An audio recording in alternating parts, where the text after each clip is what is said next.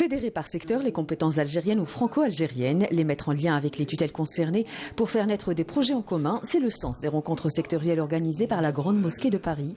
Hier, c'était au tour du sport de haut niveau d'être mis à l'honneur. On l'a fait avec les médecins urgentistes, on l'a fait avec les chefs d'entreprise, on l'a fait avec un certain nombre de secteurs où les franco-algériens sont présents en force et il faut aujourd'hui les structurer, les organiser. Et c'est ça la mission qui a été confiée par Monsieur le Président de la République Abdelmadjid Tebboune à la Grande Mosquée de Paris. Et je suis très fier de dire que nous sommes en train d'atteindre, Inch'Allah, l'objectif assigné. Particularité de cette rencontre débat, c'est la participation par visioconférence du ministre de la Jeunesse et des Sports. Un échange à court ouvert pour désigner les voies et moyens propices à la participation de ces talents à l'essor du secteur. Comme l'a expliqué M. le ministre, l'Union fait la force. C'est une bonne initiative. Donc la preuve, nos footballeurs là, actuels, notre équipe nationale. C'est qu'aujourd'hui, il y a une prise de conscience que l'organisation, en fait, je dirais algérienne, elle va pouvoir aider les sportifs à se construire en tant que sportifs et aussi à pouvoir aller chercher des titres pour l'Algérie.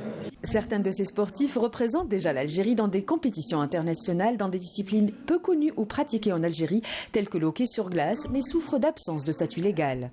On peut la reconnaître, il suffit juste à l'Algérie de rentrer dans la fédération, de se faire connaître au niveau de la fédération internationale de hockey international. Le problème, c'est qu'en Algérie, il n'y a pas d'infrastructure, je pense, de hockey sur glace. D'autres comme Mehdi, champion algérien d'Afrique en athlétisme, interpellent sur la prise en charge de son statut administratif au niveau des fédérations internationales en tant que représentant de l'Algérie.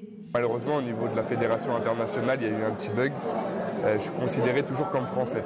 Donc j'aimerais que ce soit assez rapide justement pour pouvoir représenter le plus rapidement possible l'Algérie dans des grosses compétitions et garder mon titre aussi de champion d'Afrique. Des problématiques diverses ont été mises en avant, dont deux essentielles, l'impérative formation professionnelle des jeunes et le management sportif. En Algérie, le football commence à 12 ans. Ça veut dire que le gamin français qui a 6 ans, il a 6 ans d'avance sur le gamin algérien qui a 12 ans. Le problème se pose et c'est pour ça que je voulais poser éventuellement cette question au ministre des Sports. C'est un constat, c'est que le football aujourd'hui n'est pas lucratif comme peut le prétendre le football professionnel. Par contre, il serait temps justement de faire ce transfert de savoir-faire pour faire du sport justement un vecteur de développement et de création de richesse.